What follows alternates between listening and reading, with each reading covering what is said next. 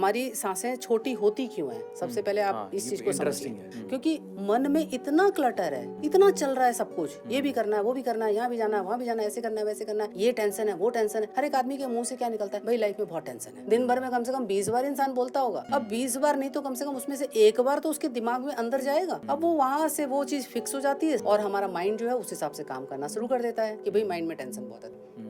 तो जब हम अपने माइंड को काम कूल कंपोज रखते हैं तो हमारी सांसें जो है, हमारी सांसों के भी 4 लेवल होते हैं। पहला लेवल जो होता है वो उसको बीटा सांसें बोली जाती है। बीटा सांसें जो होती है वो कैसे होती है? वो ये यूं अक्सर देखा होगा आपने कि जब आपको किसी बात पे गुस्सा आ रहा है, जब आप किसी से कोई बहुत ही आर्गुमेंट करके चुके हो, तो आप अपनी सांसों पे ध्यान देंगे तो आपकी सांसें दोगुनी की तरह चल रही होती है, बहुत तेज तेज चल रही होती है। उसके बाद में दूसरी सांस जो आती है, बीटा वाली जो मैंने बताई, उसमें कम से कम 1 मिनट में हम 30 से 40 सांस लेते हैं। और उसके अलावा उसके आगे जो होती है वो थीटा सांसें होती है, अल्फा होती हैं।